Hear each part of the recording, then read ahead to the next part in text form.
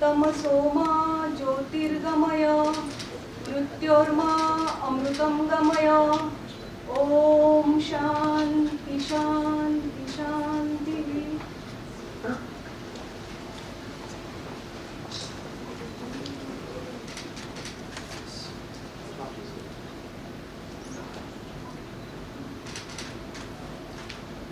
In this part also we are talking about the circular economy. Again I want to inform many of the delegates who have come from outside state that Goa is the first state under the stewardship of Honorable Chief Minister to adopt circular economy policy. Goa adopted it 3 years ago. We could not take it further action because of COVID, but today we are driving it out.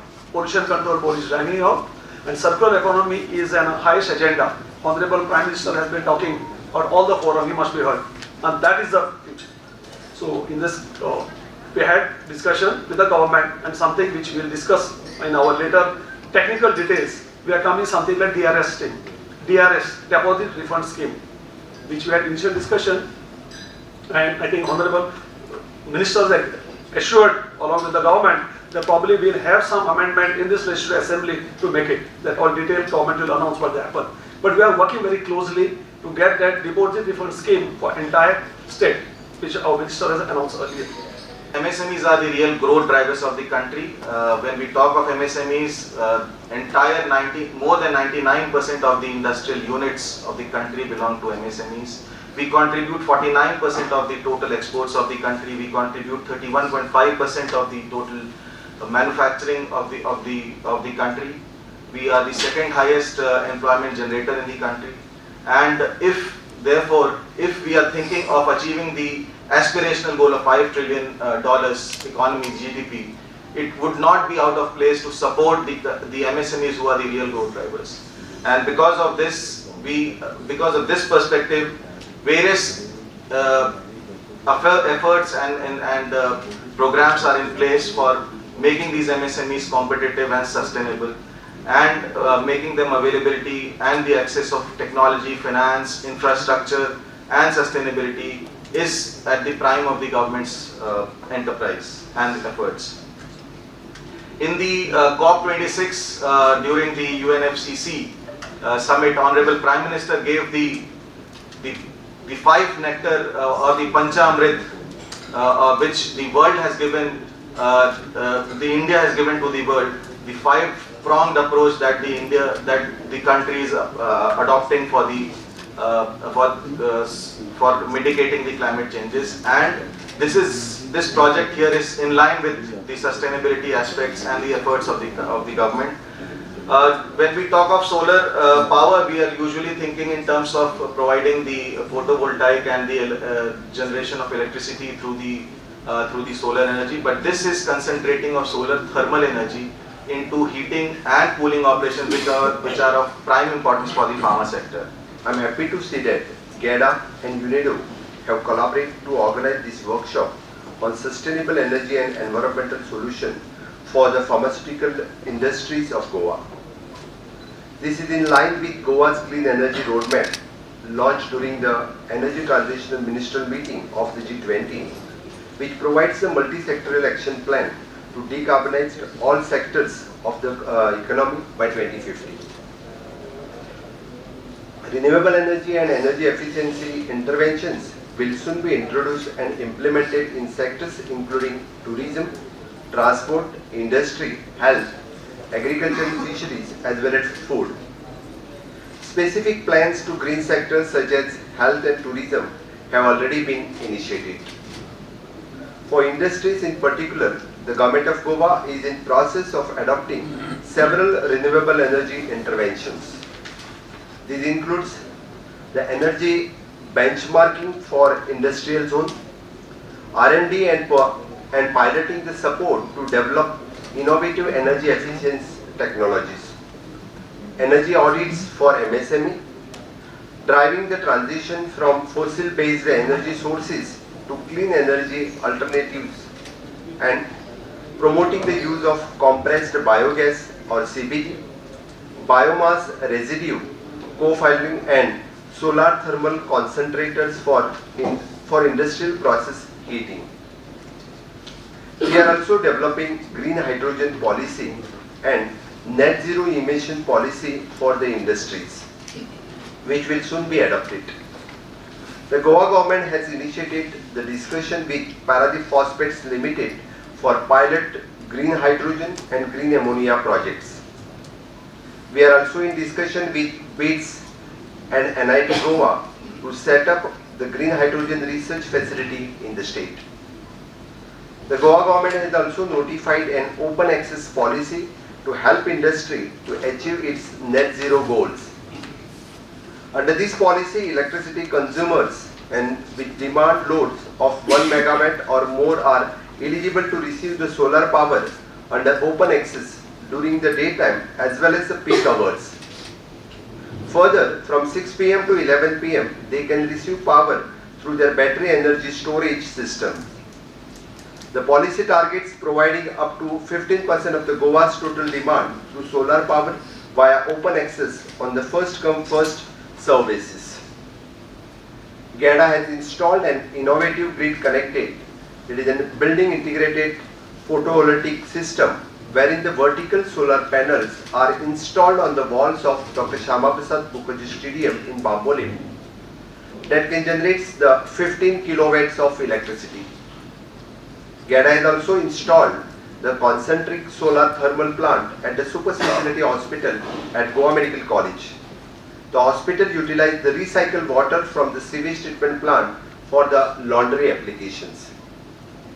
To further support industry, we have installed the state-of-the-art common biomedical waste facilities in Pune and the common hazardous waste treatment facilities at Pisudle. The Goa government has also decided that 100% renewable based electricity supply will be provided to all demand sectors by 2050. All new power purchase agreements signed by Goa government will be for renewable energies. Goa has also signed an MOU with SGVN to set up the ground mounted and floating and solar installation. I thank the officials of UNIDO for holding the workshop for the pharmaceuticals company in Goa. I urge the state industries to implement the recommendation made by the UNIDO during the workshop for energy efficiency technologies. The state government will provide all the necessary support as they strive to build the green economy, and that will strive as an example to our nation of what can be achieved when the government and industry work together to creatively for the greater goal. I am excited to see our plans being implemented, constructing the clean and sustainable Goa for the future generations. The 5 subsectors now have to be careful: brass, ceramics, dairy, foundry and hand tools. And we worked on creating awareness, skills and local companies and service providers and developed and also cluster-specific guidelines of what could be done, what are appropriate technologies. And then we did a massive effort to try to help companies to develop their complete company-specific action plans. So that was quite successful. We had 770 MSMEs implementing close to 1,900 energy efficiency, renewable energy measures with a value of investment by the companies of 253 crores. This achieved an annual energy savings of 24,000 tons of oil equivalent and cost savings of 146 crores just on energy, which means that on energy payback, the payback was something like 19 or 20 months. And which of course is on average, so some might be longer, some shorter, but it gives an impression that energy, there's no argument not to do energy efficiency because it makes good business sense. And this was possible with basically very well-known energy efficiency practices. So we'll do optimizing your steam system, optimizing your compressed air system, then using the appropriately sized equipment and so on. Then of course we have also the social responsibility domain, and this is maybe where we have been less active, but I think manufacturing units can create more shared prosperity by including also women in their management, engineering and workforces, and make value chains work for minority and disadvantaged groups. It's well known that only 1 in 5 factory jobs is taken by women, and Out of these, the women factory jobs are basically in the textile and garment sector, and some in food processing. We also see that the majority of women in the manufacturing roles are basically in the southern states, the 4 southern states, which have 75% of women employed in manufacturing.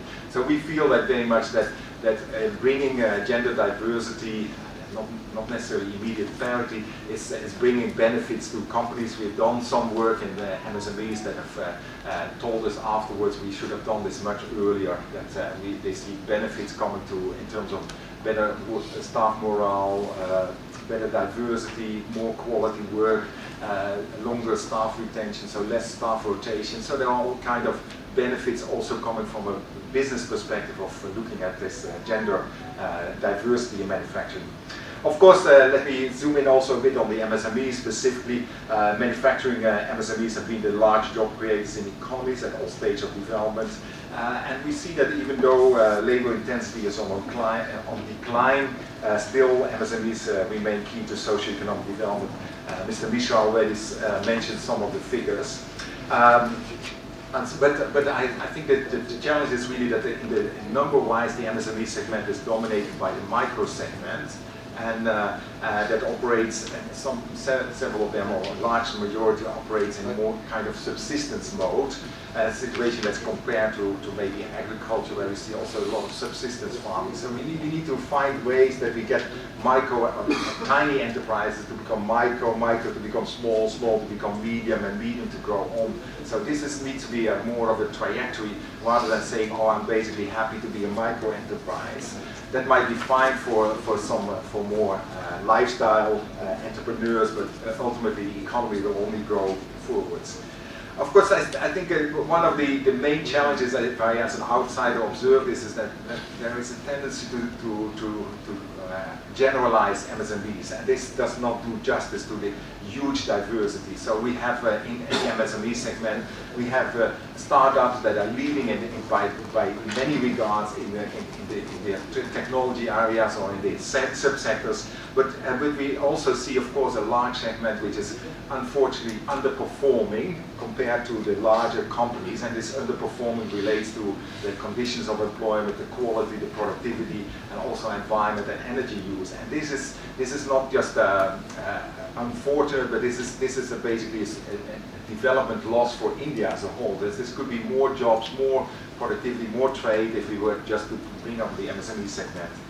I often hear that the MSMEs are the backbone of the Indian economy, and I firmly believe that is basically the wrong analogy, because MSMEs are intrinsically linked with large and international companies, which then in turn provide really the backbone of the economy. The MSMEs are more the hard-working heart and lungs, if I make that analogy. So it's hard-working, but not necessarily getting the rewards, and that is something that we would like to endorse.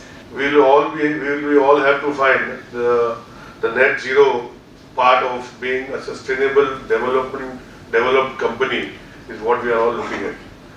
I'm aware that Honorable CM, who is also the chairman of GEDA, has been doing a lot of things for the state of Goa. Concentric solar power is bringing back and bringing wastewater from Goa Medical College and reusing this water for something what we had started, and I think this has been successfully launched. There are many other initiatives which we all have to vie for, new initiatives, new things which are coming in the market. And each one has at a cost. And every company looks at the productivity part of it and also the sustainability part of it. And along with that, each company will vie to see how they can be part of the world economy, which is, I'm sure, especially the pharmaceutical industries which are there in the state of Goa.